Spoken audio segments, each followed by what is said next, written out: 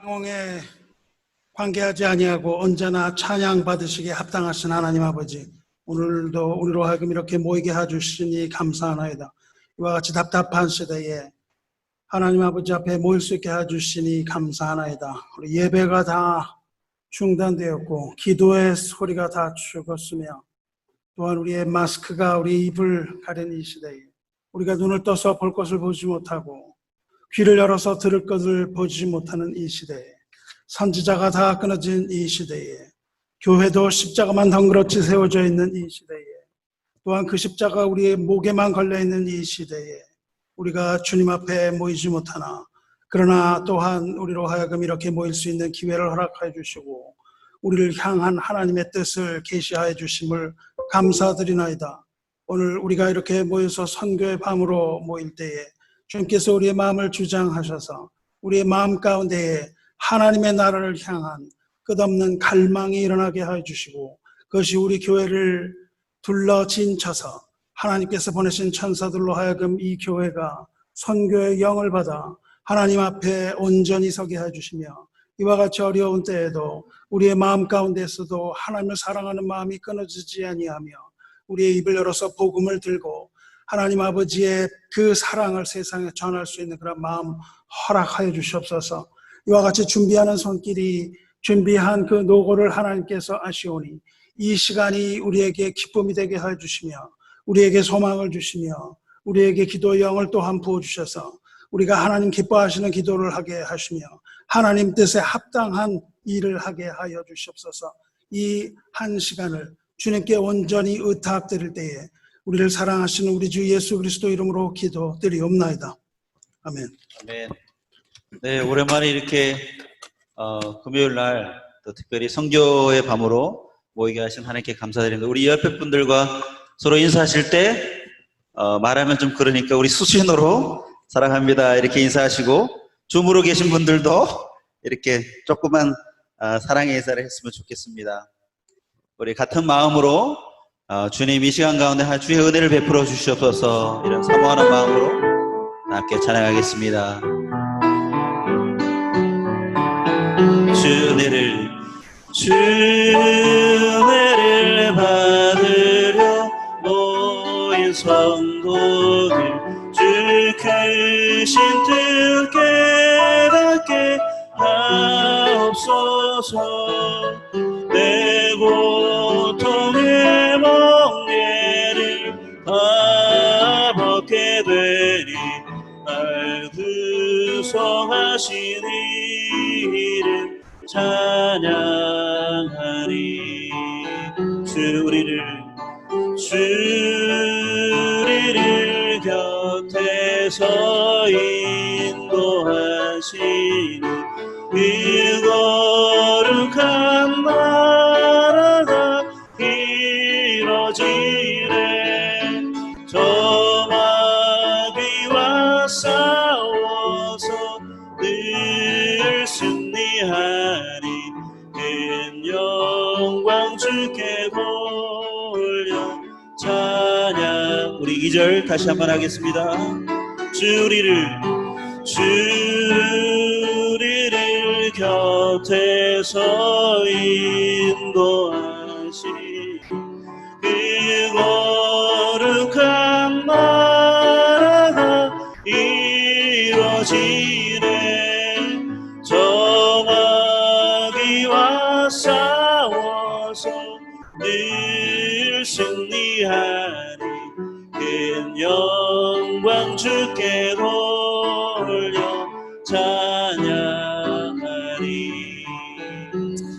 아멘. 우리 찬양을 부르면서 참 마음에 깊은 감동과 또 하나님께 대한 감사가 있습니다. 우리 통성으로 짧게 우리 잠잠히 주님 앞에 감사함으로 나아가기 원합니다. 주님의 그 영광에 하나님 나라의 귀한 군사로 부르시고 주님께서 이미 십자가에서 승리하신 그 승리의 전쟁을 치루게 하시는 그 하나님, 놀라운 하나님, 이 어려운 시간 가운데서도 우리를 하나님의 사람들을 세우셔서 그 영광의 전투 가운데 우리를 보내시고 승리케 하시는 그 하나님께 우리 감사함으로 주 앞에 잠잠히 나아가기 원합니다.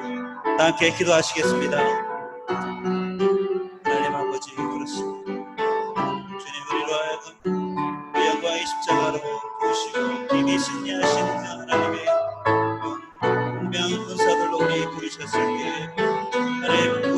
되신 그 예수 그리스도를 하나님 우리의 선봉에 세우시고 나아가시는 그 영적인 전쟁 가운데서 우리를 하나님 붙드시고 이끄시고 승리케 하시는 그 놀라우신 하나님의 은혜 감사드리고, 하나님이 어려운 시간과 경험 가운데서 하나님 우리 믿음의 성도들이, 특별히 보스턴의 장로교회 성도들이 이 전쟁 가운데서 낙오하지 않고 패배하지 않게 하여 주시며 이미 승리하신 그 하나님을 바라보며 쫓아갈 수 있는 우리 모두 될 수 있도록 하여 주시옵소서. 주 우리의 방패와 창검 되십니다.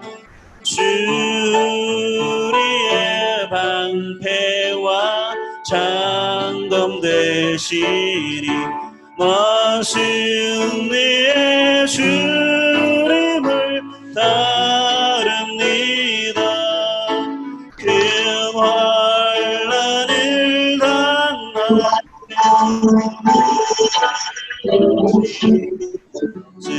승전과 높이 불러 찬양, 승전과 높이 불러 승전과 높이 불러 찬양하리.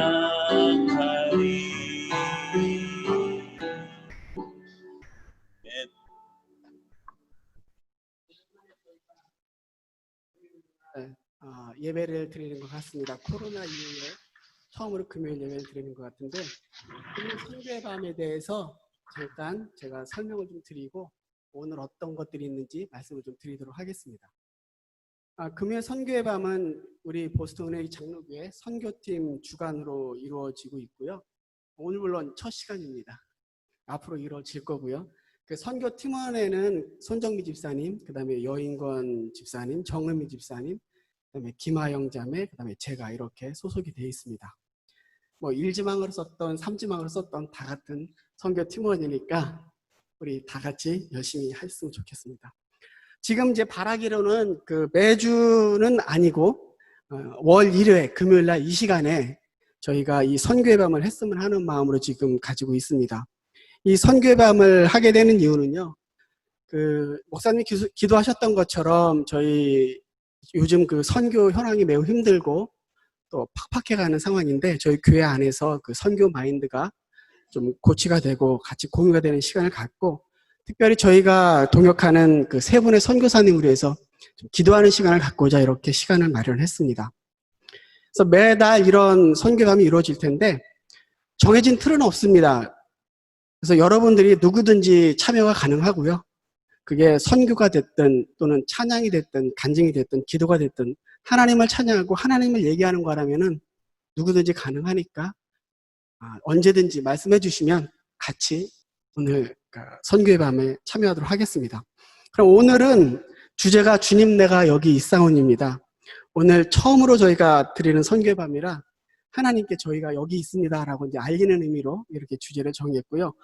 오늘을 발표는 박민호 목사님과 서유진 자매가 해주실 건데요. 박민호 목사님께서 그 중국 선교의 아버지인 허드슨 테일러에 대해서 오늘 말씀해 주실 거고요.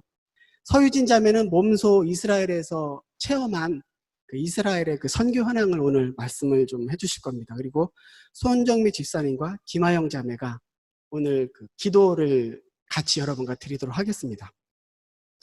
제가 간단히 기도를 드리고 다음 박민호 목사님 발표로 이어지도록 하겠습니다. 기도드리겠습니다. 아버지 되시며 왕 되신 하나님, 온천하가 하나님의 이름을 증거하고 높이 올려드리길 바라오며 영원한 주의 나라를 바라고 소원하나이다. 세상의 모든 소리가 주님을 찬양하게 하시고 세상의 모든 시선이 주님을 향하게 하시고 세상의 모든 손이 주를 향하여 기도하게 하여 주시옵소서. 주님의 이름을 부르는 모든 이에게 주의 얼굴을 보여주시고 상하고 찢긴 심령을 위로하여 주시고 죄 중에 있는 영혼을 구원하시어 하나님과의 교제가 회복되게 하여 주시옵소서. 저희가 가는 곳 만나는 사람 겪게 되는 모든 일에 하나님의 계획하심과 섭리가 있음을 깨달아 알게 하옵소서. 한국 땅을 떠나 미국에서 디아스포라의 삶을 사는 많은 사람들에게 하나님의 인도하심이 있기를 기도드립니다. 그것에는 반드시 하나님의 뜻과 인도하심이 있다는 것을 알고 믿게 하여 주시옵소서.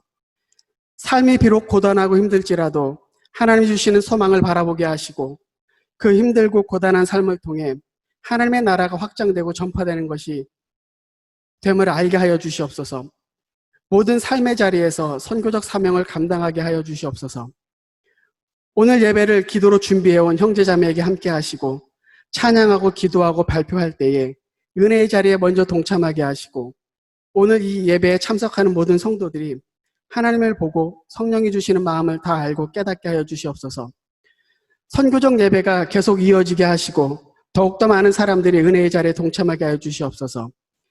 이 시간 주께서 함께 하실 것을 인해 감사드리고 오늘의 예배를 통해서 하나님께서 홀로 영광 받아 주시고 이 시간 성령의 역사와 운행하심이 있기를 간절히 바라옵고 이 모든 말씀 예수님의 이름으로 기도드립니다.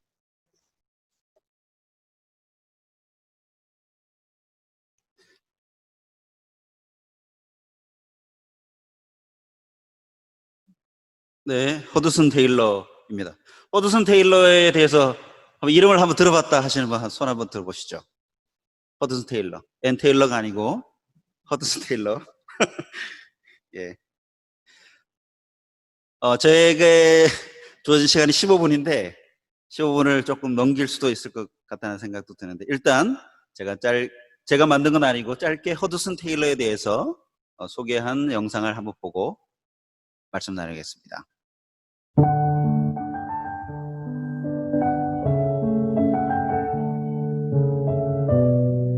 중국에 복음이 들어온 지 200년이 넘었고 수많은 선교사들이 중국 선교를 위해 헌신하였지만 그 중에서도 영국인 선교사 허드슨 테일러는 중국 선교의 아버지로 불리우며 선교의 모범으로 아직까지도 기억되고 있습니다. 1854년 허드슨의 나이 22세에 영국을 떠나 목숨을 건 5개월의 거칠고 긴 항해 끝에 중국 상해에 도착하여 복음을 전하기 시작하였으며 중국 선교를 하는 동안 수없이 많은 죽을 고비를 넘기며 사랑하는 두 아이와 첫 부인을 잃었어도 허드슨 테일러의 중국을 향한 사랑은 막을 수 없었습니다. 그 또한 중국에서 질병에 시달리기도 하고 중국인과 모습이 달라 서양 귀신이라 놀림과 돌팔매질을 받으면서도 중국인들에게 복음을 전하는 것을 멈추지 않았습니다. 허드슨 테일러는 또한 중국의 큰 도시뿐 아니라 중국의 깊은 오지에 있는 영혼들에게도 복음을 전하기 위해 목숨을 걸고 내륙지방 전도여행을 시작하여 15개월 동안 10번의 전도여행을 하였습니다. 중국 내지에까지 복음을 전하려는 허드슨 테일러의 꿈은 그를 중국 내지 선교 CIM의 창시자로 만들었으며 중국 내지 선교 사역을 통해 수많은 젊은이들이 중국 선교에 헌신하였습니다. 지금은 OMF 선교회로 이름이 바뀌어 중국뿐 아니라 전 세계로 훈련받고 헌신된 많은 선교사를 파송하고 있습니다. 특히 허드슨 테일러는 자신의 필요를 오직 기도로 하나님께만 구했고 선교 사역에서도 마찬가지였습니다. 그의 선교 사역 정신은 오늘날까지 많은 선교사와 선교단체에 영향력을 미치고 있습니다.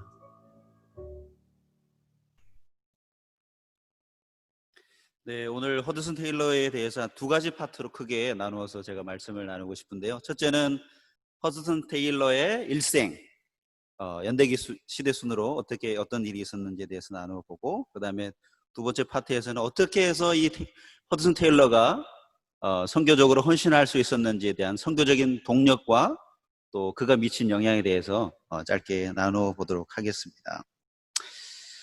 1932년 허드슨 테일러는 5월 21일 영국 반슬리에서 출생하게 됩니다. 17살 때 선교사가 되기로 결심하고 최종 결심은 이렇게 한 거고 어릴 때부터도 중국에 가고 싶었던 마음이 있었습니다. 그래서 중국에 가기로 결심하고 4년 동안 의학 공부를 시작하게 됩니다. 의학 공부를 하다가 폴링을 받은 게 아니고 선교를 위한 의학 공부를 시작하게 된 거죠. 그뿐만 아니라 체력 단련도 하고요.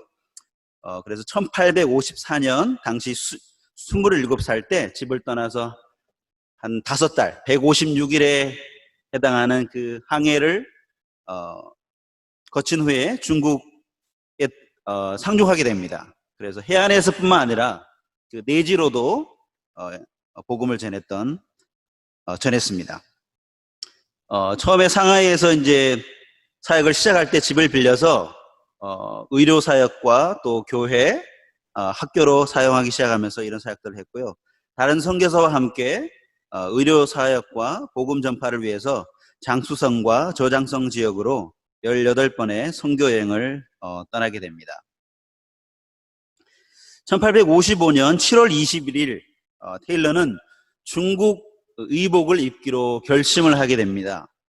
날짜도 이렇게 여러 가지 문헌을 보면은 날짜도 이렇게 명시되어 거 보면은 굉장히 큰 결단이었던 것을 미루어 짐작할 수 있는데 그렇게 이제 중국 사람들의 의복 또 헤어스타일도 그렇게 변발로 바꾸고 그렇게 했던 그렇게 해서 마지막에 나중에 어떻게 증언하냐면은 하나님의 은혜로 입게 된 이 중국 옷이 중국 내륙 지방의 선교의 가장 큰 조력자였습니다라는 증언을 하게 됩니다.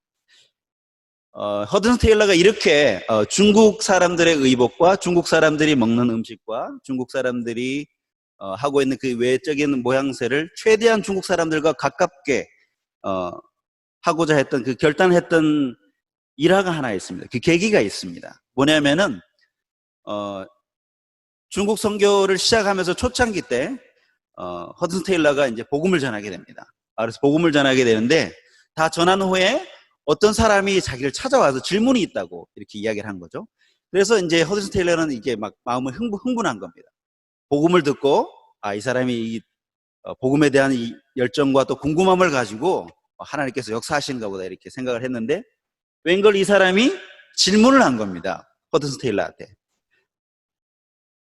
이 뒤에 있는 이 단추, 이 단추가 두 개 있는데 이 옛날에 영국의 의복의 어떤 스타일이었던 것 같습니다. 그래서 뒤편에 단추가 2개 붙어 있었나 봐요. 그래서 이 단추가 뭡니까? 라는 질문을 하게 됩니다. 중국 사람이.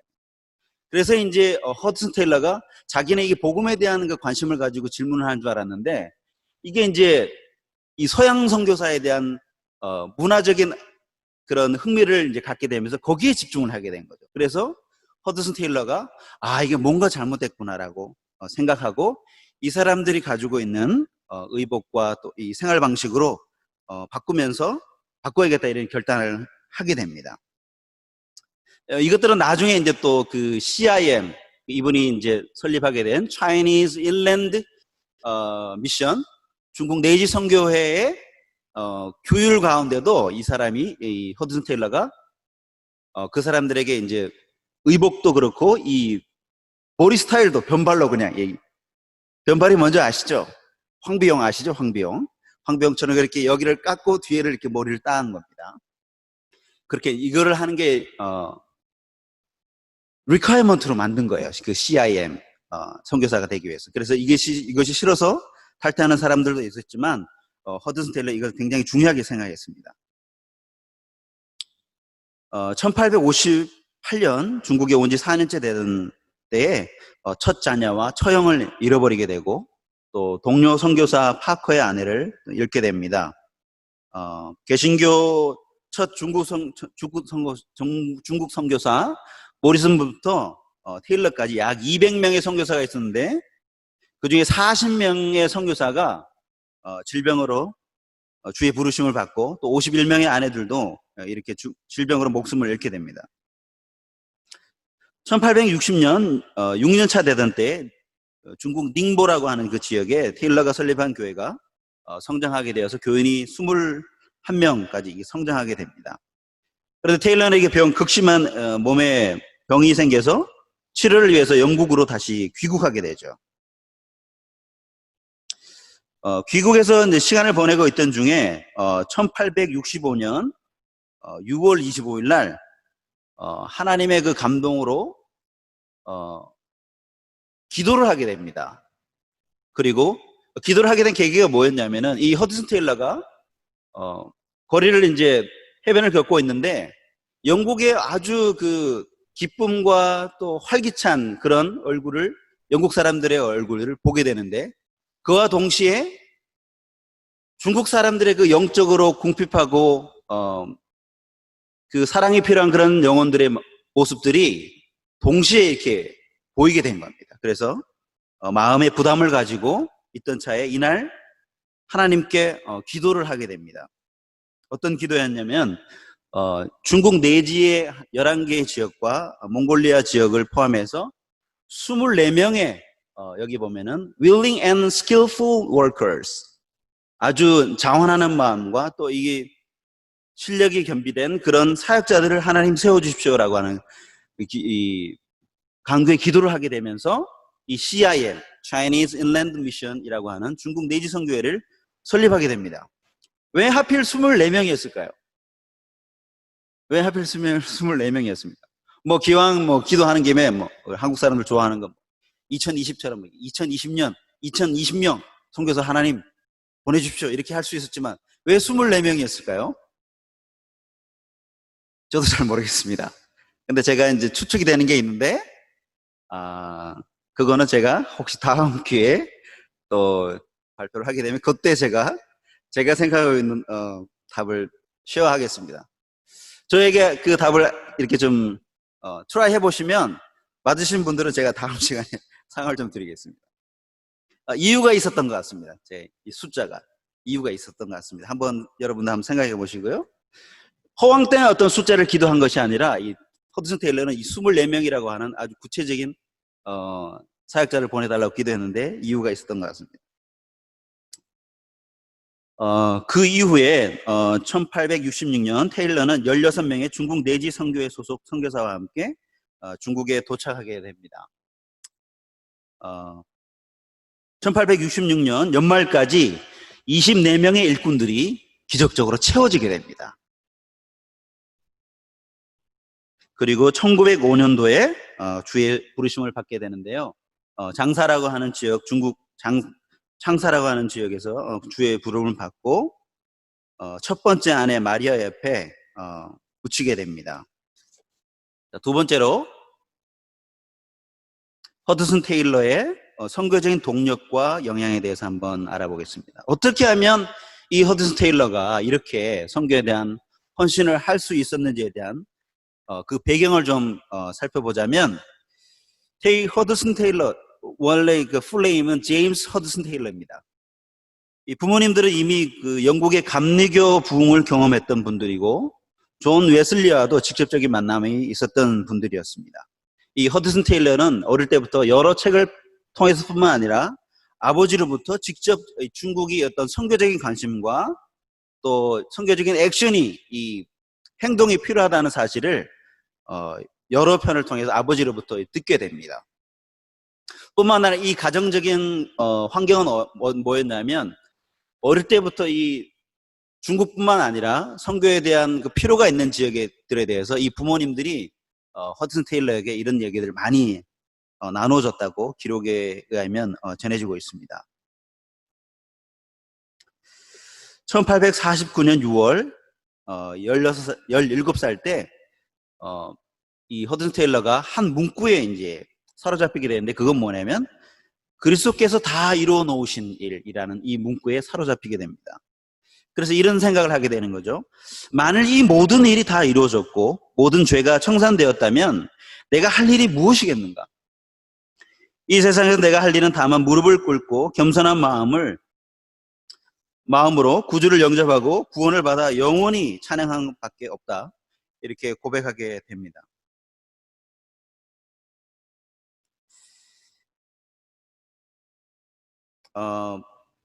텔러가 이제 영국에 가서 그 중국에 대한 선교적인 그 상황과 또 일꾼들이 필요하다는 것들을 이렇게 필요하게 되는데 그때 마침 누가 참석하게 되냐면 C.T. 스터드라는 사람이 참석하게 됩니다.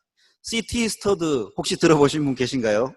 이거 들어보신 분이라면 선교에 대한 관심이 굉장히 높으신 분인데 제가 다음에 한번 C.T. 스터드에서 또 이렇게 또 쉐어링 할 수 있는 시간이 있을런지 모르겠습니다. 아주 중요한 사람인데 이 C.T. 스터드라는 사람이 영국의 그 크리켓이라고 하는 그 운동선수였습니다. 아버지는 굉장히 부유한 집안의 사람이었고 나중에 이제 아버지가 남겨진 재산을 조지 뮬러나 이런 사람들한테 이제 기부하며 그 자신의 재산을 다 기부하고 선교지로 뛰어드는 사람인데 아주 중요한 사람입니다. 선교사에서 선교 그 역사에서. 근데 이 사람과 동시에 나머지 6명이 이 영국에서 있었던 그 허드슨 테일러가 이제 중국에 대한 사항을 설명하고 그 중국에 대한 그 영적인 피로를 듣고 7명이 중국으로 갈 것을 결심하고 중국 내지 선교회에 소속되게 됩니다. 그 사람들이 캠브리지 7인이라고 하는 그 유명한 사람들입니다. 한번 들어보셨죠? 캠브리지 7인이라고 한 번씩 들어봤을 것 같은데, 이 캠브리지 7인은 엄밀하게 이야기하자면 한 명은 캠브리지 출신이 아니고 다른 그 군사학교 출신이었습니다. 근데 이제 이분들을 묶어서 캠브리지 7인이라고 하는데, 허드슨 테일러가 이런 사람들에게 영적인 도전을 하게 되고 이 사람들이 또 선교에 헌신하게 되게 됩니다. 제일 위에 있는 사람이 찰스 토마스 스터드 크리켓 선수였는데, 말씀드린 대로 이 CIM 중국 내지 선교회의 그 내규는 뭐냐면, 아까 제가 뭐라 그랬죠? 중국인들의 의복과 그 삶의 그런 방식으로 동일하게 가서 선교하는 것이었기 때문에 이 사람들 다 변발이며 또 그 의복이며 이렇게 중국식으로 다 바꿨습니다.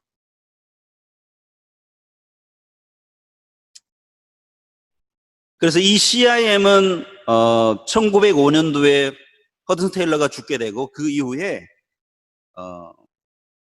이 단체가 OMF라고 하는 그런 단체로 개명하게 됩니다. Overseas Missionary Fellowship.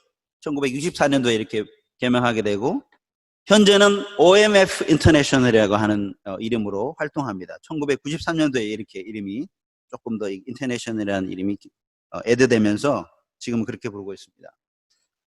맨 마지막 부분인데, 이 허드슨 테일러가 회고록이라고 하는 회고록이라는 그 자신의 책에서 하나님께서 자신이 어떻게 사역을 했는지에 대한 사역들을 이렇게 쭉 열거하게 됩니다. 근데 그 책을 읽어보면은 그 행간에 흐르는 허드슨 테일러의 그 신앙적인 고백이 있는데, 그것은 뭐냐면 자신의 어떤 능력으로 이 사역들을 감당할 수 있다고 하는 것이 아니라 내가 하나님을 섬기겠다고 하는 그런 관점이 아니라 하나님께서 나로 하여금 그 주님을 섬길 수 있도록 하셨다라고 하는 그런 관점이 그 책 속에, 그 회고록 속에 면면히 흐르고 있습니다. 이는 또한 기도의 사람이었고요. 또 페이스 미션이라고 하는 그런 선교적인 그런 마인드를 가지고 있었습니다. 이건 뭐냐면, 페이스 미션이라고 하는 것은 뭐냐면 사람들에게 손을 벌리지 않았어요. 내가 이 선교에 대한 필요가 있는데 여러분 헌금해 주십시오 라고 하는 그런 제스처를 하지 않았습니다. 물론 성경에서는 이제 사도 바울이 선교에 대한 그런 필요를, 재정적인 필요를 성도들에게 요구할 수 있는 것들을 말하고 있습니다. 그렇게 해도 됩니다. 이분이 다 맞다고 하는 것이 아니라, 그러나 이분이 선택했던 하나님에 대한 그런 선교의 방식은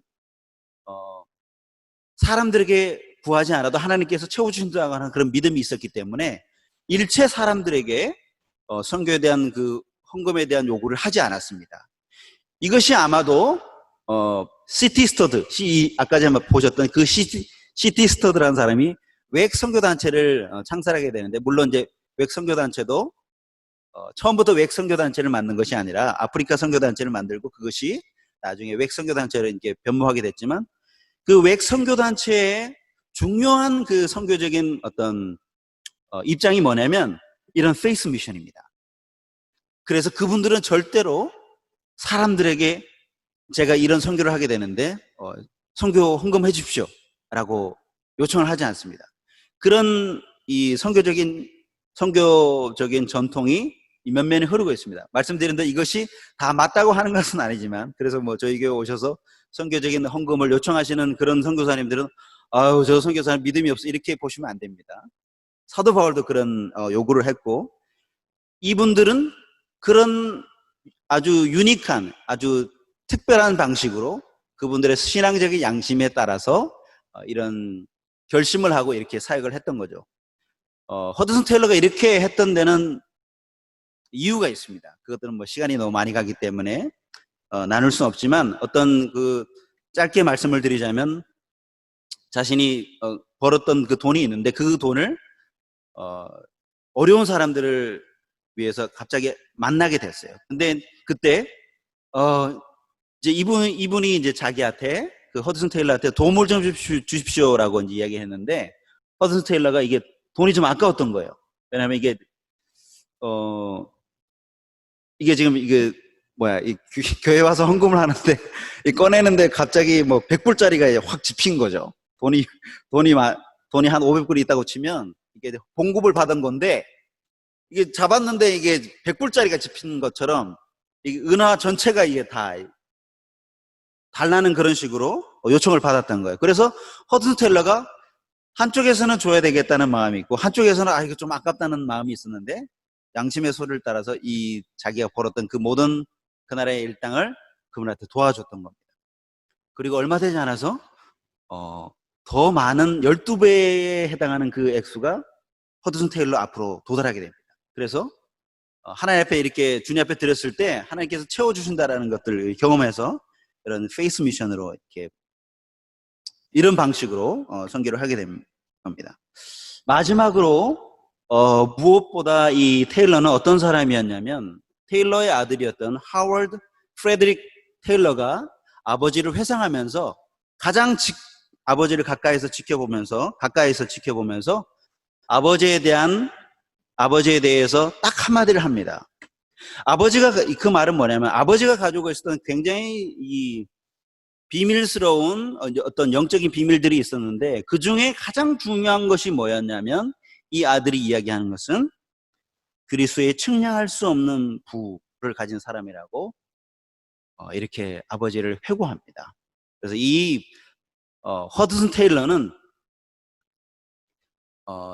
그 사람이 이제 아가서에 대한 그런 묵상집과 여러 가지 묵상집이 있지만 이분이 선교 사역에 대한 그 사역에만 집중했던 것이 아니라 그리스도를 사랑하는 그 사랑이 이분으로 하여금 잃어버린 영혼들을 가서 복음을 전할 수 있는 가장 큰 원동력이었다는 것을 이번에 회고록과 또 주변 사람들의 증언을 보면 알 수 있습니다. 네, 이상으로 우리 허드슨 테일러에 대해서 발표를 마치고 우리 조혜준 자매님 나오셔서 이스라엘 선교에 대해서 들으시겠습니다.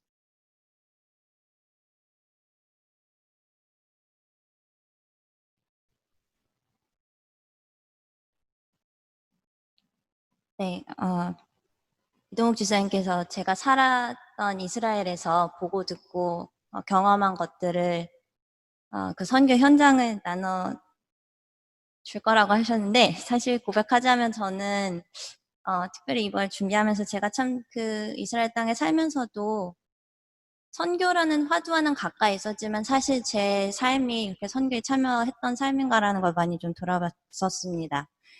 저는 2010년부터 2009년 가을 학기 그리고 2010년 6월부터 2013년 여름까지 총 한 3개월 정도의 시간을 이스라엘에 있는 히브리 대학교에서 보냈었고요. 학생으로 지내면서 저는 학생이니까 선교는 선교사님들이 하시는 거 이렇게 생각을 했던 것 같습니다.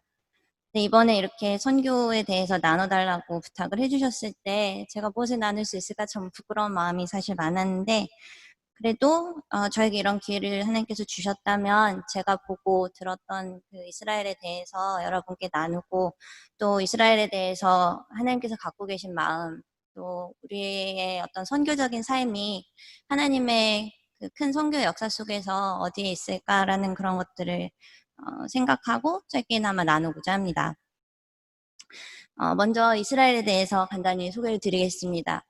성경에는 이스라엘은 고대 이스라엘 국가이지만 현대 그 이스라엘 국가는 1948년 5월 14일에 2차 대전이 끝난 후에 건국 선언을 함으로써 세워졌습니다. 이것은 136년에 유대가 로마 제국에 멸망을 한 이후로 1800여 년 만에 처음으로 유대민족의 국가가 이 지구상에 다시 세워진 것입니다. 영토 크기는 뉴저지보다 조금 작고요. 경상남북도를 합천 정도의 크기입니다. 인구가 780만 중에 유대인이 74%, 아랍 인구 20%로 거의 95%를 차지하고 종교도 74% 유대교인과 한 17, 18%의 무슬림 인구가 대다수입니다. 기독교 인구는 딱 2% 정도에 불과합니다. 공용어로는 현대 히브리어를 쓰고요. 아랍어가 함께 병기되는 방식입니다. UN 인간 개발 지수에 따르면 이 생활 수준은 한국과 이스라엘의 동률로 세계 22위이고 1인당 GDP로 보면 캐나다나 프랑스와 비슷한 그런 경제 수준을 갖고 있는 나라입니다. 제가 이스라엘에 대해서 처음 관심을 갖게 된 것은 사실 미국에서 제가 학부를 하면서였습니다. 저희 학교에 매주 기도 모임이 있었는데 그때 기도를 인도하던 친구들이 세계 선교를 위해 기도할 때 꼭 이스라엘에 대해서 기도를 했었어요. 저는 그때 그 많은 나라들 중에 왜 굳이 이스라엘을 특별히 기도를 해야 되는지 사실 잘 이해를 못했었습니다. 그래서 그냥 그때는 그래 모든 민족과 모든 열방이 복음을 들어야 하고 그래야 예수님이 오신다고 했으니까 이스라엘을 위해서도 기도를 하자 그런 마음으로 이제 같이 기도를 했지만 그렇게 뭐 이스라엘에 대해서 특별한 마음을 가졌던 건 아니었습니다. 그랬던 제가 하나님 인도하심으로 대학교 4학년 때 이제 한 학기 이스라엘 지리와 역사에 대해서 공부할 수 있는 프로그램을 가게 되었거든요. 네, 그때 이제 직항 비행기가 아니라 프랑스 공항에서 그 파리 공항에서 한번 갈아타고 이제 이스라엘에 들어가는 여정이었습니다. 게이트 앞에서 이제 비행기를 기다리고 있는데 사진에 딱 보이는 이런 복장을 하고 있는 일련의 아저씨들 저보다 나이가 어린 학생도 있었던 것 같아요. 이 검은 모자를 쓰고 까맣게 옷을 입은 사람들 그리고 이 귀민 머리를 길게 내린 사람들이 비행기 게이트 앞에서 들어갈 준비를 하고 있었습니다. 제가 유대교인을 직접 본 건 그때가 처음이었어요. 유대인은 저희 학교에도 뭐 몇 명이 있었는데 정말 유대교인이라는 것을 머리부터 발끝까지 이렇게 존재감을 드러내는 이분들 본 거는 그때가 처음이었고 그때 그분들에게서 느껴졌던 어떤 강렬한 존재감 어떤 근엄한 분위기 이런 것들이 지금도 사실 잊혀지지가 않습니다. 그중에 어떤 어린 청년이 아마 아들이었던 것 같아요. 옆에 있는 분한테 아바 그런데 이제 우리는 성경에서 아바 아버지라는 표현을 아니까 저게 지금 아빠를 부르는구나 뭐 이 정도 알아차렸던 게 제가 그분들에 대해서 알 수 있었던 전부였고 나중에 제가 이제 이스라엘에서 조금 더 그 이스라엘 안에 있는 여러 다른 그 그룹들을 이제 알아가면서 이때 만났던 이분들이 히브리어로는 하시딤이라고 하고 영어로는 울트라 얼소독스 그러니까 우리말로 하면 초정통파라고 불리는 유대인들이라는 걸 알게 됐습니다. 이분들은 가능한 현대 문화의 수용을 거부하고 17, 18세기 유대 공동체, 유럽에 있었던 유대 공동체에서의 그 생활 습관을 그대로 유지하면서 살아가는 굉장히 극보수적인 유대인들입니다. 근데 이스라엘에는 이런 유대인들만 있는 것이 아니라 근대 국가가 수립이 되면서 디아스포라, 전 세계에 있었던 유대인들이 한꺼번에 이 이스라엘 땅으로 돌아왔기 때문에 인종도 다양하고요. 뭐 남미, 미국, 유럽, 아프리카, 중동, 사실 중국에도 일부 유대인들의 그 공동체가 있다고 합니다. 그러니까 거의 전 세계에서 유대인들이 돌아와서 그들과 함께 이제 다양한 문화, 다양한 인종, 사회 이념 이런 모든 것들이 공존해 있습니다.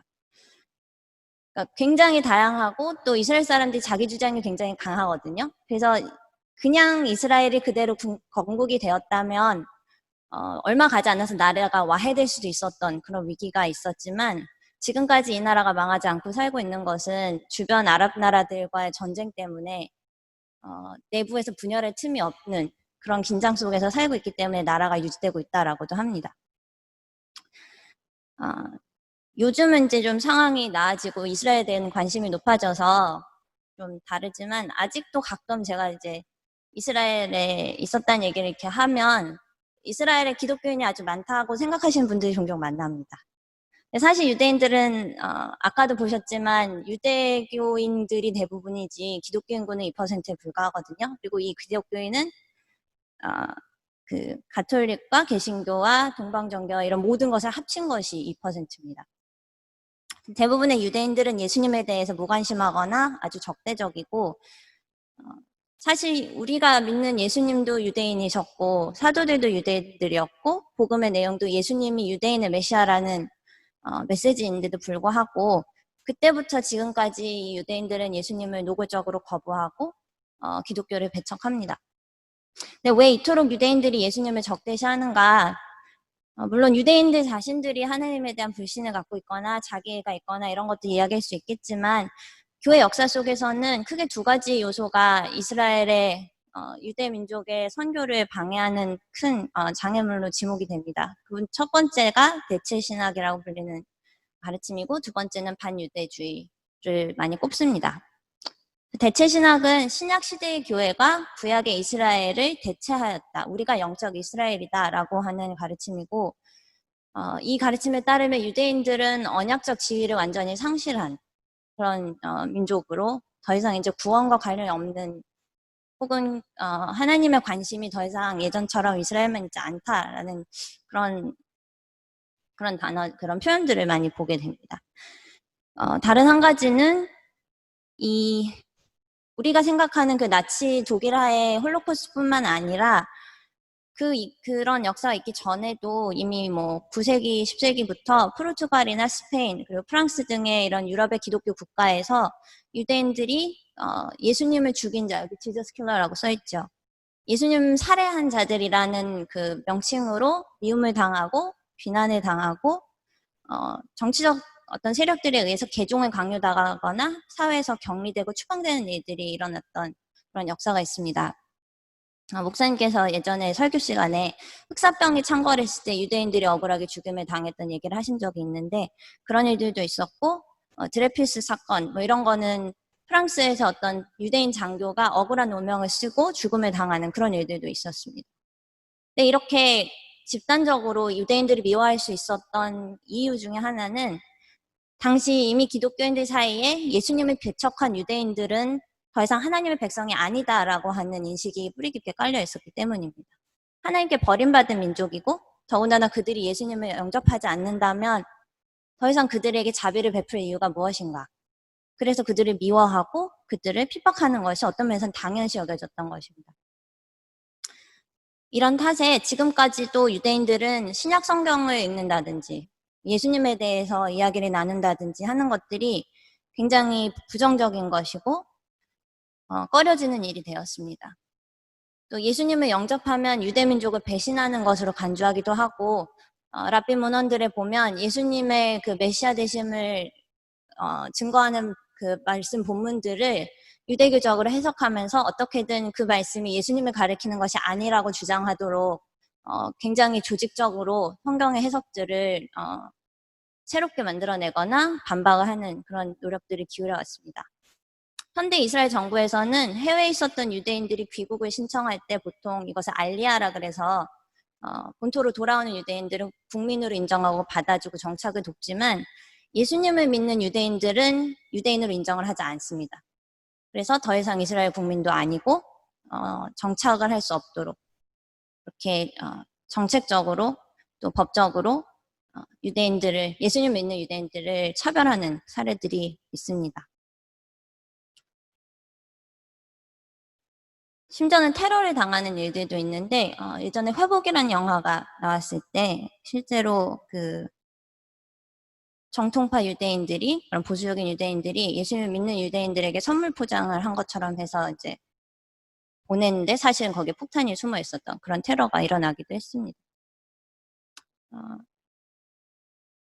이런 분위기 탓에 이스라엘에서 선교를 한다는 것, 사실 이스라엘 선교라고 하면 아랍인들에 대해서 얘기를 해야 되지만 제가 시간 관계상 유대인들에 대해서만 얘기를 하고 있는데, 이스라엘에서 어쨌든 이 선교를 한다는 것이 공적인 자리에서 굉장히 어렵습니다.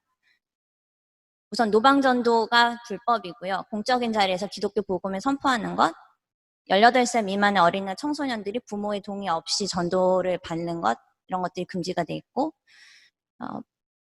협회에 가입된 이런 그 방송사들이 선교와 관련된 그 자료들을 나누는 것, 이런 것들도 불법적으로 간주하기도 합니다. 하지만 이 유대인들이 아무리 하나님을 오해하고 예수님을 배척한다고 하더라도 이스라엘의 구원자는 오직 예수님밖에 없습니다.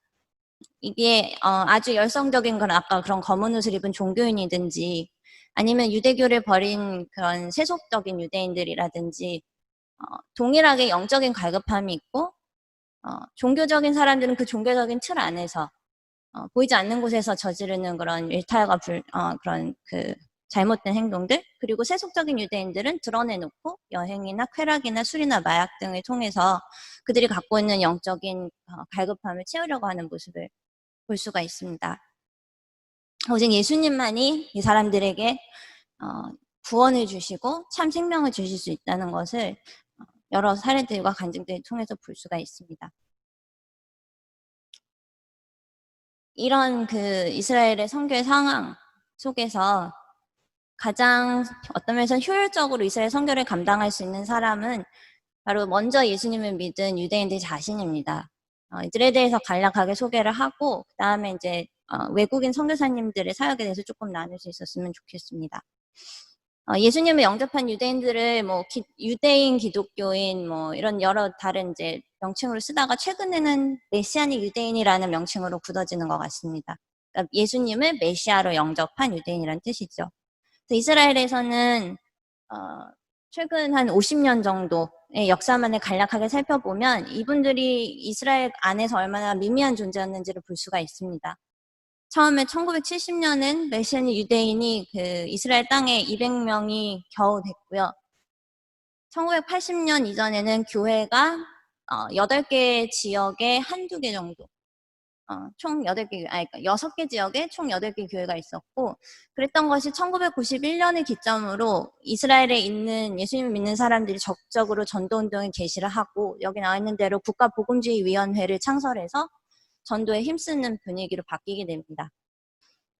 95년 이후에 이 메시아닉 유대인들이 굉장히 많이 증가를 하게 되었는데, 지금의 그 기독교 인구가 2%라고 하면 우리는 굉장히 작게 느껴지지만 이분들이 처음 시작했던 것을 생각하면 사실 굉장히 폭발적인 성장을 경험해 왔고 지금도 성장을 해가고 있습니다. 그리고 2000년대 이후에 이제 비로소 독일이라든지 미국 그리고 우리 한국도 포함해서 해외에서 선교사님들이 이 이스라엘의 사역자들과 연결이 되고 또 선교사들이 파송되는 이런 일들이 증가를 하게 됐는데 화면 왼쪽에 있는 친구가 제 대학교 동창입니다. 친구 이름은 아리엘 하이드인데 이 친구의 전도하는 그 사례를 통해서 이스라엘에서 어떤 전도들이 벌어진지를 소개할 수 있을 것 같습니다.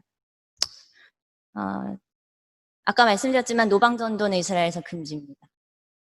그리고 공적인 곳에서 길에서 이렇게 전도를 하다가 걸리면 벌금을 물거나 어쨌든 처벌을 받게 되는데 이 친구가 전도하는 그 전략이 어떻게 되냐면 지금 이제 마이크를 들고 있고 카메라맨이 같이 나가서 길에 나가서 사람들에게 이렇게 얘기를 합니다.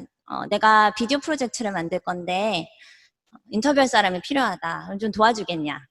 근데 이스라엘 사람들이 굉장히 호기심이 많아요. 얼마나 호기심이 많으냐면 그 교통사고가 길에서 이렇게 뭐 접촉사고가 간단히 나면요. 그 길이 그냥 사람들하고 차로 그냥 다 막혀서 아수라장이 됩니다.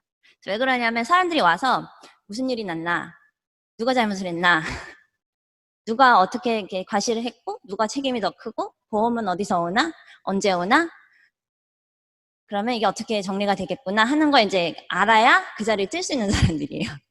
그리고 그 사람들이 그걸 아는 동안에 다른 사람들이 또 와서 왜 무슨 일이래 이러고 또 이제 와갖고 줄을 서겠죠. 그러면 지금 방금 자기가 안 거를 또 다른 옆에 사람들한테 이래서 저래서 저랬대라고 하면서 이게 사이클이 돕니다. 그러니까 그 정도로 호기심도 많고 또 사실 이스라엘 사람들 가면 첫인상은 좀 차갑습니다. 그렇게 살갑거나 친절하거나 이런 게 없어요. 근데 어려움에 처한 사람이 있거나 그러면 막 어디서 갑자기 사람들이 와갖고 막 도와주기도 하고 그럴 땐 좀 정감이 가는 이스라엘 사람들인데 그러니까 제 친구가 나 이거 좀 도와줘라고 하니까 이 사람들이 호기심 반 그리고 도와주고 싶은 마음에 초대에 응하는 겁니다. 그럼 이 친구는 뭘 하냐면 자 지금부터 여기 성경에 있는 이사야서 53장을 같이 읽었으면 좋겠다. 그러면 이 사람들이 또 그 성경을 잘 읽어줘요. 그럼 읽은 다음에 당신은 이 성경에 나오는 이 고난을 받는 사람이 누구인 것 같으냐라고 하면서 이제 전도를 시작을 합니다. 마치 그 빌립 집사님이 에티오피아의 내시의 병거에 앉아서 이 이사야 53장이 예수님을 가리키는 말이라고 전도하는 것처럼 제 친구가 이렇게 조목조목 얘기를 하거든요. 시간이 있었다면 동영상을 봤을 텐데 혹시 시간이 나중에 되시면 아래 타이틀이 있습니다. The Forbidden Chapter 이사야 53장 이렇게 찾아보시면 전체를 보실 수가 있어요. 재밌는 것은 그 이사야 본문 안에 유대인들이 예수님을 오해할 것이라는 것. 여호와의 종이 악한 사람이라고 생각하고 그가 잘못을 해서 죽임을 당한 거다라고 오해한다는 예언이 거기 딱 들어가 있습니다. 그래서 이 사람들이 얘기를 다 들은 다음에 아니야, 예수는 그렇게 의롭게 죽은 사람이 아니야 라고 부정을 해버리면 그 자리에서 방금 자기가 읽은 본문을 자기가 성취를 하는 게 됩니다. 그래서 그런 장면들을 사실 제가 이 비디오를 참 좋아하고 여러 번 가끔 다시 와서 돌려보고 또 돌려보고 하면서 어떻게 하나님의 말씀을 이렇게 정확하게 피부로 느낄 수 있고 귀로 듣고 볼 수 있을 정도로 이렇게 확실하게 응답이 됐을까 하는 것들 보면서 다시 놀라게 되고 또 하나님 은혜에 하나님이 놀라우심에 감탄을 하게 되는데 이스라엘 사람들이 의외로 그런 진리에 참된 사실에 대해서 정직하게 반응을 하는 것들을 볼 수 있어요. 물론 유대인들, 종교인들 중에는 이 동영상 올리면 밑에 막 댓글을 욕하거나 이런 사람들도 있지만 사실 정말 이 예수님이 누굴까? 이분이 정말 메시아라면 우리는 어떻게 해야 되는 걸까라는 그 정말 진정한 질문을 가지고 연락을 취해오고 또 저희 친구와 그 미니스트리 팀이 신약 성경을 나눠주고 예수님에 대해서 이야기를 함으로써 이렇게 전도와 양육들이 시작이 됩니다. 또 어떤 그 선교 단체는 분명히 노방전도가 불법이지만 개의치 않습니다. 이분들은 게릴라로 동해 번쩍 서해 번쩍 하면서 전도를 하다가 경찰이 올 것 같으면 빨리 도망치고 또 그런 플랜카드를 걸었다가 사람들이 와서 찍기 전에 또 막 떼서 달아나고 뭐 이런 굉장히 다이나믹한 전도를 하기도 하고 어쨌든 법이 하지 못하게 한다고 해서 복음을 전하지 않는 것이 아니라 어떻게든 전도할 수 있는 방법을 찾아내고 전도의 틈을 만들어내서 전략적으로 이 전도를 감당을 하고 있습니다. 그래서 이런 유대인들의 활발한 복음 전도가 이루어지는 가운데 우리 1990년대부터 선교사님들이 들어오기 시작하는데요. 선교사님들은 외국인으로서 이제 체류하는 것이다 보니까 이스라엘에서 선교를 하는 것이 사실은 쉽지가 않습니다. 일단 체류해야 되는 것이 가장 큰 관건인데 이스라엘은 비자를 1년에 한 번씩 갱신을 해야 됩니다. 그러니까 저 같은 경우 지금 학생으로 3년 있었는데 매 1년씩 가서 이민국에 가서 까다로운 절차를 받고 비자를 받아야 다음 1년이 생계가 보장이 되고 사역이 보장이 됩니다. 그래서 거의 기도 제목 1순위가 비자였어요, 저희. 그리고 이 언어와 문화를 익히는 것, 그리고 언제 추방될지 모르고 이 합법적으로 신분을 받을 수 있는 그 통로가 사실 제한되어 있기 때문에 가장 많은 경우가 학생, 그리고 자원봉사자, 비즈니스 이런 순서로 또는 다른 이제 특별한 직업군을 가지고 계신 분들은 이스라엘 직장에 취업을 함으로써 이제 생계와 안정된 그 체류를 확보하고 선교적인 어떤 전략들을 구상할 수 있는 그런 도전 그런 과제들이 있습니다. 그러다 보니 이제 장기적인 선교 계획을 수립하는 것이 쉽지가 않기 때문에 단독적인 사역보다는 유대인 교회나 유대인 선교사들과 연합하여서 그분들 사역을 돕든지 아니면 유대인들을 돕고 어떤 접촉점을 찾을 수 있는 문화원이나 뭐 태권도라든지 아니면 이제 자원봉사로 장애인들을 섬기는 이런 사역들을 기관들을 통해서 사역을 감당을 하고 사람들과 접촉하고 교제를 하면서 복음을 전할 기회들을 계속 마련하고 시도를 합니다. 네, 사실 선교사님들의 삶이 되게 특별할 것 같다는 생각을 저는 많이 했습니다. 여러분들은 어떤지 모르겠는데 근데 제가 이스라엘 가서 그 환상이 다 깨졌습니다. 왜냐하면 그 학생 비자로 오신 선교사님들하고 저하고 똑같이 8시 반에 히브리어 수업에 들어가거든요. 들어가서 같이 수업하고 끝나면 나와서 숙제가 뭐지 서로 얘기하고 내일 아침에 만날 때까지 숙제를 뭐를 해야 됩니다. 이렇게 얘기를 하다 보면 굉장히 저의 일상과 선교사님들 일상이 겹치는 부분이 굉장히 많아요. 그 사역이 그때 제가 그때 들었던 히브리어가 굉장히 빡빡하고 과제가 많은 수업이었기 때문에 이분들이 실제로 그 선교 사역이라고 부를 수 있는 활동들은 공부를 한 다음에 이제 주말 시간이나 저녁 시간 이런 다른 때 이제 이루어지는 경우들이 많이 있으니까 생각보다 선교사님들의 삶이 되게 일상적이네라는 걸 제가 처음 느꼈던 것 같습니다. 선교사님들이 그 하나님 부르심을 받아서 왔으니까 사실 굉장히 특별한 분들이 맞죠. 근데 이제 밥 먹으면서 얘기하다 보면 선교 사역에 관련된 질문도 사실은 결국 이 결국 핵심은 뭐냐면 이스라엘 사람들하고 어떻게 친구가 되지? 라는 그 질문에 맞닿아 있습니다. 그리고 친구가 된다는 게 참 쉽지가 않잖아요. 우리 한국말 하는 사람들끼리도 이야기하고 뭐 친해지고 잘해주고 하는 게 쉽지가 않은데 말이 다른 사람들 그리고 어떤 전통적인 우리 선교 모델처럼 우리가 어떤 시혜자가 되고 이 선교를 받는 자들이 받는 이 선지인들이 수혜자가 되는 그런 관계도 아니고 우리를 그렇게 반겨하지도 않는 이 이스라엘 사람들에게 나는 너희들의 친구가 되려고 왔다라고 하는 것이 얼마나 큰 도전이고 어려운 일인지 그런 많은 대화들을 통해서 듣고 또 느끼게 됐었습니다. 하지만 어쨌든 우리는 좋은 친구가 되고 싶고 궁극적으로 그분들에게 진짜 친구가 되신 예수님을 전하고 싶은 그것이 선교사님들의 마음이신데 그분들을 보면서 제가 그냥 직장 생활을 하는 이스라엘 사람들 중에 주말이면 교회에서 신앙생활을 하고 예배를 드리고 주중에 자기 친구들에게 복음을 전할 수 있는 그런 선교사라는 타이틀이 없어도 지금 내 곁에 있는 선교사님들과 동일한 삶을 살아가시는 분들과 그 삶이 그렇게 크게 다르지 않다면 어쩌면 선교라는 것은 그냥 그 일상에 다가가는 것, 아까 이제 허스튼 테일러의 이야기에 저도 봤지만 내가 섬기고자 하는 그 사람의 일상에 다가가서 함께 그냥 일상을 나누고 공유하며 살아가는 그 가운데서 예수님의 사랑을 보여주고 예수님을 전하는 그것이 선교의 본질이 아닐까라는 생각을 많이 하게 되고 또 저도 그렇게 살아야겠다는 생각들을 갖게 되었었습니다. 제가 사실 시간이 벌써 많이 갔는데 사실 이번에 실제로 이제 선교를 다녀오신 분들도 있고 더 정말 간증을 해주실 수 있는 분들도 많은데 제가 왜 이 이스라엘에 대한 나눔을 첫 시간에 했을까 하는 생각을 좀 했었습니다.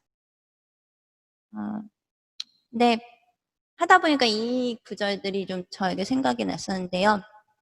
앞서서 대체 신학이라는 가르침이 유대인의 그 언약적인 지위를 완전히 부정하고 더 이상 이스라엘은 하나님의 백성이 아니다라고 했을 그런 가르침이 이제 우리 교회사 속에 있어 왔다는 얘기를 했습니다. 그런데 바울 사도는 로마서에서 정반대 얘기를 했습니다.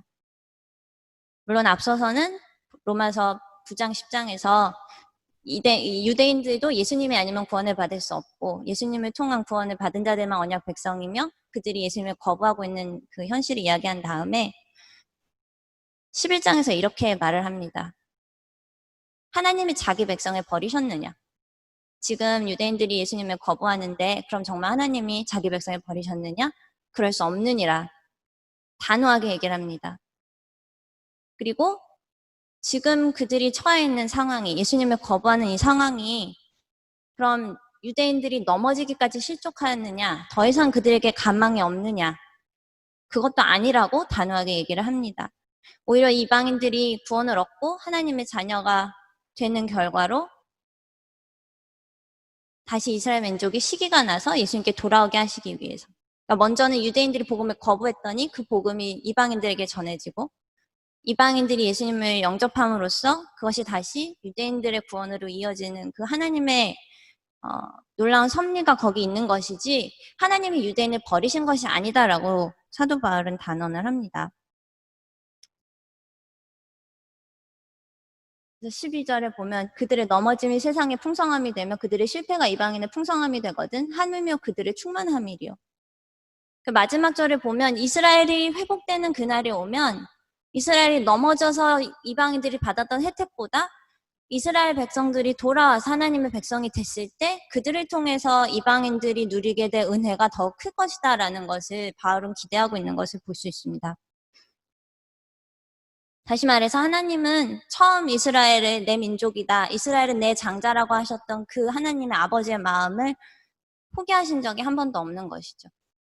기다리고 계시고 끝내는 이 아들을 회복시키셔서 아들에게 주신, 이스라엘 민족에게 주신 하나님의 소명을 끝까지 이루게 하시려고 기다리고 계시고 끊임없이 그들의 마음 문을 두드리고 계신다는 것을 이 본문을 통해서 알 수 있습니다.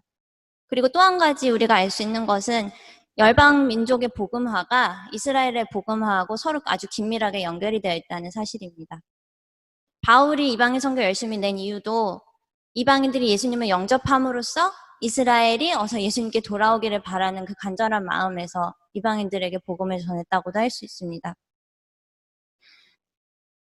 결국 온 열방의 복음이 전파되는 것은 이스라엘의 구원을 이루는 것이고 예수님께서 땅끝까지 이르러 내 증인이 되라고 하셨을 때 이 복음은 결국 열방을 다 돌아서 이스라엘에서 그 땅끝을 다시 맞이하게 되는 것이죠. 이 일련의 그 서사 속에서 하나님은 절대로 한 번 사랑한 민족을 포기하지 않으신다는 마음을 우리가 읽을 수 있습니다. 그리고 하나님이 이스라엘 향해 갖고 계신 그 애끓는 사랑과 결코 끝까지 포기하지 않으시는 그 사랑의 대서사시 안에 우리 각 사람의 삶이 담겨 있고 우리가 파송하는 선교사님들의 삶이 담겨 있고 우리의 일상에서 우리의 이웃들을 섬기는 삶이 담겨 있다고 저는 믿습니다. 그래서 우리가 이스라엘의 선교, 이스라엘이 하나님께 구원을 받는 그 마지막 비전을 바라보면서 달려갈 때 그것이 하나님이 원하시는 일이기 때문에 반드시 이루어질 것이고 그 일을 이루기 위해서 세계 각처에서 이루어지는 우리의 일상에서 이루어지는 그 선교들이 반드시 하나님의 능력으로 하나님의 의지로 이루어질 것이다라는 믿음을 갖게 되는 것입니다. 이사야 62장 6절 7절에 보면 가운데 보시면 너희 여호와로 기억하시게 하는 자들아 너희는 쉬지 말며 또 여호와께서 예루살렘을 세워 세상에서 찬송을 받게 하시기까지 그로 쉬지 못하시게 하라라고 선언하는 장면을 볼 수 있습니다. 하나님은 이 말씀을 하심으로써 나는 끝까지 쉬지 않을 것이다. 이스라엘이 회복될 때까지 온 열방이 복음을 받고 이스라엘마저 다시 돌아오게 될 때까지 나는 쉬지 않을 것이다 라고 하나님 먼저 선언하셨고 우리에게 그 마음을 동참하고 우리의 삶이 그 역사 속에 동참하기를 초대하고 계십니다.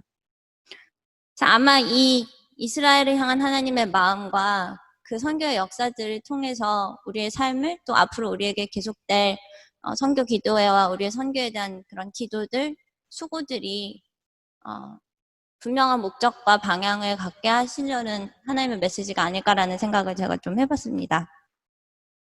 그래서 바라기는 우리 모두의 삶이 우리 교회가 하나님 앞에서 선교를 통해서 선교를 위해 드리는 모든 그 열심과 헌신들이 이 하나님이 시작하시고 하나님이 완성하실 그 선교 역사의 한 페이지를 담당하게 되기를 우리가 맡은 그 역할들을 감당할 수 있게 되기를 기도하는 마음입니다. 시간이 갔지만 제가 그냥 하겠습니다. 기도 제목을 몇 가지 생각해 봤는데요.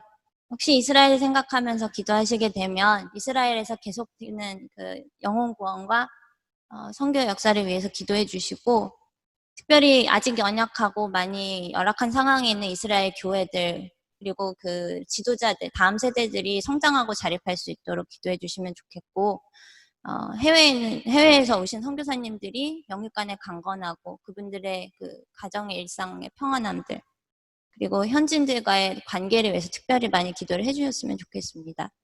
그리고 이 개개인의 선교사님들의 사역이 굉장히 짧은 기간에 끝나기 쉽기 때문에 장기적으로 10년, 20년, 30년을 넘는 그런 선교의 계획들 혹은 그런 그 선교를 감당할 만한 그런 체질들을 갖추어갈 수 있도록 전략과 그런 지속성을 위해서 기도해 주시고 마지막으로 이스라엘과 팔레스타인의 갈등 또 이스라엘과 아랍 국가들 간의 갈등 가운데 오직 복음만이 참된 평화를 주실 수 있기 때문에 복음을 통해서 그 땅에 참된 평화가 이루어질 수 있도록 기도해 주시면 좋겠다고 생각합니다. 오늘 마치겠습니다.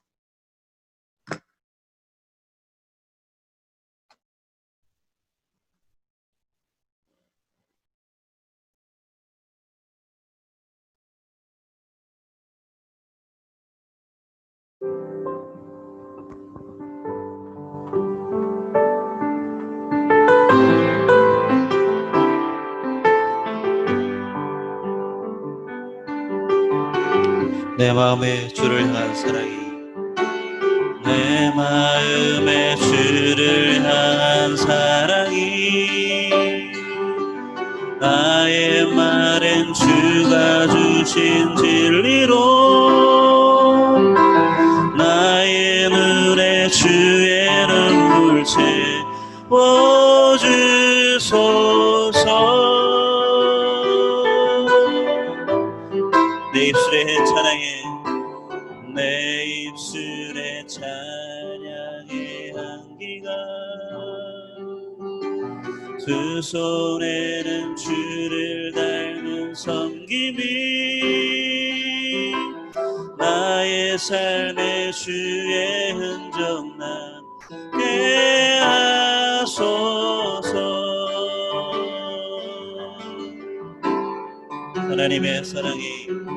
하나님의 사랑이 영원히 함께하리.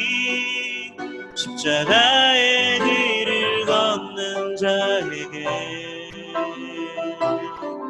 순교자의 삶을 사는 이에게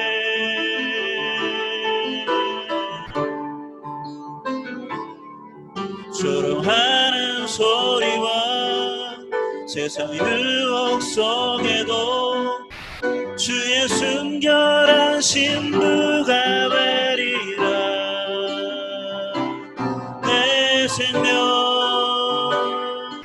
주님께 드리리. 조롱하는 소리와 세상 유혹 속에서도 조롱하는 소리와 세상 유혹 주의 순결한 신부가 되리라. 내 생명 주님께 드리리. 손정미 집사님 우리 위해서 대표해서 기도해 주시고 기도 후에 우리의 통성을 한 번 더 마지막으로 기도하는 시간 갖도록 하겠습니다.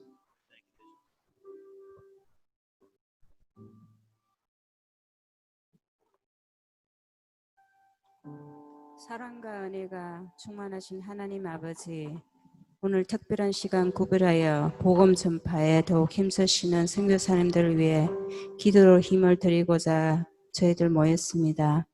우리를 이처럼 사랑하사 독생자 예수 그리스도를 보내어 주셔서 그 이름을 믿는 자들에게는 하나님의 자녀되는 권세를 저희들에게 허락하여 주심에 감사드립니다. 하나님께서 저희들에게 명하신 만민에게 복음을 전파하라 하신 말씀을 붙들어 세계 각지에서 수고하시는 선교사님들의 수고와 여러 악조건 속에서도 고분부터하시는 그들의 헌신을 받아주시고 날마다 크신 은혜를 잘 감당할 수 있는 힘을 더하여 주시고 많은 열매 맺게 하옵소서. 더군다나 지금 이 세상에는 전염병과 폭우 등 재난으로 인해 많은 인명피해와 죄로 두려움 속에 하루하루 살아가고 있습니다. 예수님의 말씀에 그때 그 환난 후 인자가 구름을 타고 큰 권능과 영광으로 오는 것을 사람들이 보리라 하신 말씀이 자꾸 생각납니다. 우리 대한민국과 여기 미국 물질로 만능한 편안한 생활로 하나님을 잊고 사는 백성들을 공렬히 여겨주셔서 그들이 깨닫고 회개하고 주님께로 돌아오는 역사가 있게 하여 주옵소서. 특히 보스턴 위에 주님의 크신 은혜로 다시 생명의 불씨가 붙여져서 복음이 세계로 퍼져나가는 아름다운 일이 있기를 소망합니다. 저희 교회에서 섬기는 곽성견 양영학 이 성도 세 분 선교사님들의 어려운 환경 속에서도 복음을 위하여 힘든 하루하루를 보내시고 계실 줄 믿습니다. 어떤 어려움에도 굳건한 믿음으로 잘 감당할 수 있도록 도와주옵소서. 무엇보다도 성령의 능력을 허락하여 주시고 건강도 지켜주시길 바랍니다. 선교사님들의 가정도 불꽃 같은 눈동자로 지켜주셔서 선교사님들이 온 가족들이 함께 은혜 속에 행복하길 바랍니다. 하나님께서 그들의 수고와 헌신으로 많은 백성이 주님께로 돌아오는 많은 열매 맺는 삶 하나님 기뻐 받아 주옵소서. 이 모든 말씀 우리를 죽음의 에서 구원하신 예수 그리스도 이름으로 기도합니다. 아멘.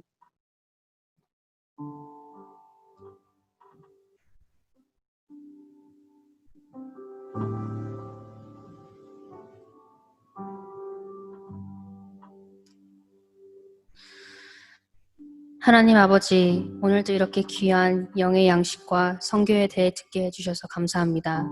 이 모든 일을 통하여 오로지 하나님 홀로 영광 받으시옵소서. 그리고 저희들의 무지함과 악한 마음을 용서하여 주시옵소서. 난리와 난리 소문을 듣겠으나 너희는 삼가 두려워하지 말라. 이런 일이 있어야 하되 아직 끝은 아니니라. 민족이 민족을, 나라가 나라를 대적하여 일어나겠고 곳곳에 기근과 지진이 있으리니 이 모든 것은 재난의 시작이리라. 그때 사람들이 너희를 환난에 넘겨주겠으며 너희를 죽이리니 너희가 내 이름 때문에 모든 민족에게 미움을 받으리라. 그때 많은 사람이 실족하게 되어 서로 잡아주고 서로 미워하겠으며 거짓 선지자가 많이 일어나 많은 사람들을 미혹하겠으며 불법이 성함으로 많은 사람들의 사랑이 식어지리라. 그러나 끝까지 견디는 자는 구원을 얻으리라. 이 천국 복음이 모든 민족에게 증언되기 위하여 온 세상에 전파되리니 그제야 끝이 오리라. 마태복음 24장 6장 14절 말씀. 주님, 아버지 저희가 이 말씀을 의지합니다. 지금은 코로나 바이러스로 또 전 세계에 덮친 기근과 메뚜기 떼의 공격, 중국과 일본의 대홍수, 중동의 전쟁 등등 하나님께서 자녀들 저희에게 보여주시는 마지막 때의 이 모든 징표들을 보며 두려워하는 것이 아니라 아버지 하나님의 말씀 뒤에 서서 담대함으로 의지하고 그 말씀들을 붙들고 세상에 전파되게 힘써 일하는 마지막 시대의 일꾼들로 삼아 주시옵소서. 이 천국 복음이 모든 민족에게 증언되기 위하여 온 세상에 전파되리니 그제야 끝이 오신다고 하셨습니다. 이 엄청난 일들을 위해 그리고 참여시키시기 위해 기도시키시고 준비시키시고 또한 듣게 하시니 이 어찌 축복이 아니옵니까? 우리가 깨어 기도하고 우리 마음의 전도와 복음을 위해 불타오르게 하오시며 우리 은혜장로교회를 통하여 많은 사람들을 민족과 민족에게 꼴을 먹이시는 하나님께서 일하시는 살아 역사하시는 그런 교회가 되어 오로지 홀로 하나님께 영광 돌리게 허락하옵소서. 아버지 하나님, 저희 모두 죄인이옵니다. 하오나 이 죄를 보시지 마시옵고 6월절 그 어린 양의 피, 그 피를 보시고 저희를 자녀 삼으시고 천국 소유하게 하셨사오니 이 사랑, 이 아버지의 사랑을 전하는 사람들로 인도하옵소서. 그래서 아직 하나님의 이 놀라운 비밀과 사랑을 모르는 우리 형제자매들에게 우리 아버지의 사랑을 전하게 하옵소서. 주님, 저희가 여기 있사옵나이다. 이 모든 것들을 허락하심에 감사드리며 오로지 홀로 영광 받으실 우리 아버지 예수 그리스도의 이름으로 기도드립니다. 아멘. 네, 우리 마지막으로 합심하여서 기도했으면 좋겠는데 중국과 또 이스라엘 위해서 기도했으면 좋겠습니다. 저도 이스라엘에 사역하시는 선교사님 제가 알지 못하는데 그러나 우리 하나님 앞에 기도할 때 그 영혼들, 그 민족들, 그 종족들을 위해서 기도하고 또 위하여서 일하는 선교사들과 또 우리들도 우리 자녀들도 그 땅을 향하여 걸어나갈 수 있는 그것을 위해서 기도했으면 좋겠습니다. 중국과 이스라엘을 위해서 기도하고 마지막으로 목사님 기도해 주시고 오늘 모임을 폐하도록 하겠습니다. 함께 기도하시겠습니다. 하나님 아버지 감사합니다. 중국과 이스라엘의 하나님 일찍이 당신의 종들을 보내셔서 피 묻은 그리스도의 복음을 전하게 하여 주시고 주님 헌스텔로부터 지금 오해 수호 선교사들뿐만 아니라 여러 민족으로부터 세우신 당신의 사람들을 통하여 사용하시며 중국을 사랑하시는 하나님 아버지 주님 양해하는 선교사님과 또 홍목사님의 아버님도 그것을 사용하고 계신데 주님 중국 땅을 불쌍하게 해주시고 주님의 한량없이 사랑으로 하나님 그 땅을 주님 받아주셔서 지금 어려운 시간과 또 멸시와 비난과 비판의 시간 가운데 있지만 그러나서 그것을 넘어서 피로 하나님 그 땅을 사시고 그 민족들을 사신 그 놀라우신 하나님의 은혜가 하나님 중국 땅 가운데 선포되게 하여 주시고 중국이 주님 앞으로 돌아오게 하여 주시옵소서.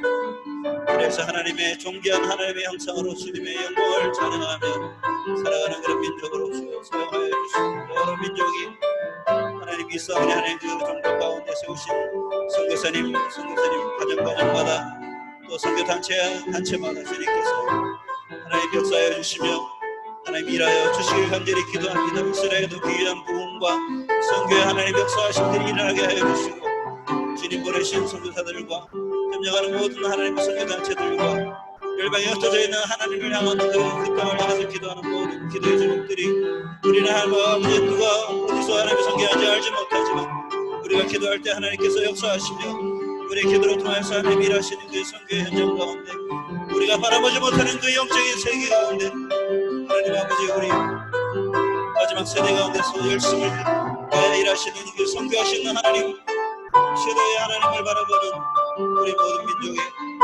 사람들 되게 해주시고 특별히 보스턴의 장로교회 되게 해주시옵소서. 하나님 방 받아주시고 하나님이 하나님 집회가 하나님 다시 한 번 더 불러 하나님 불을 되드리게 해주시고 우리가 아버지의 귀한 말씀 가운데만 잠겨져 있는 자들이 아니라 이 복음의 샷을 들고 열방으로 나아갈 수 있는 귀한 하나님 보스턴의 장로교회 모습들 다 되게 주 축복하여 주시고 역사하여 주시옵소서. 이 시간 가운데 함께 하시는 주님을 찬양합니다. 자비로우시고 은혜로우신 하나님 아버지, 오늘 이 자리에 우리가 모이게 하여 주셔서 감사합니다. 하나님의 백성이 하나님의 집에 모여서 주님의 선교를 마음에 두고 또한 주님 내가 여기 있사오니 이라는 제목으로 주 앞에 모여서 은혜를 나누어 싸우니 성령으로 함께 해주신 주님께서 우리의 마음을 주관하여 주시기 원하나이다. 오늘 이 모임이 선교의 첫 페이지를 열게 하여 주시옵소서. 또 우리의 마음이 타는 불꽃이 되어 마른 장작에 불이 붙는 것처럼 이 마른 지역에도 하나님의 사랑이 불붙기 시작하며 또한 땅끝까지 그 복음이 전파되기를 원하나이다. 하나님께서 말씀하시는 그 말씀이 물이 바다를 덮은 것과 같이 그 땅끝까지 이르를 때에 마지막이 온다 말씀하셨사오니 우리가 그것을 위하여 세상의 땅끝까지 나가게 하시고 주님의 복음이 거기까지 전파되게 하여 주시기 원하나이다. 특히 이러한 팬데믹의 시대에 우리의 입이 막힌 이 시대에도 광야의 소리가 있어서 하나님을 알리고 하나님의 말씀을 들고 나가는 자들이 있게 하여 주심으로 하나님을 두려워하는 자들로 일어서게 하여 주셔서 주님의 횃불을 들고 복음의 횃불을 들고 나갈 때에 우리도 또한 나가는 자가 되든지 또한 그들을 보내는 자가 되든지 나가든지 보내든지 둘 중에 하나 우리가 우리에게 주신 그 사명을 다하며 또한 주님께서 우리를 부르신 그 소명대로 하나님의 뜻을 따라 우리가 걷기 원하오니 우리와 동행하여 주시고 우리의 힘이 되어 주시며 우리를 도와주셔서 우리가 복음 가운데서 즐거움을 얻고 또한 여기에 모여서 주님의 선교를 사모하는 자들에게 하늘로부터 복이 내려와 하늘에서 내려오는 그 기쁨과 하늘에서 내려오는 평화로서 가득하게 해주셔서 우리가 기쁨으로 모든 일 하게 해주시고 선한 일 하는데 부족함 없게 해주시며 모든 능력과 모든 힘과 모든 소망을 주님께서 하늘로부터 부어주시옵소서. 이 시간 이렇게 은혜롭게 해주신 하나님께 감사드리며 앞으로도 또한 우리에게 힘을 주셔서 우리가 주님의 귀한 자녀로서 하나님의 뜻을 따라 걷는 자녀 되게 하여 주옵소서. 이 시간 주신 하나님께 감사드리며 우리 주 예수 그리스도 이름으로 간구하며 기도드리옵나이다. 아멘.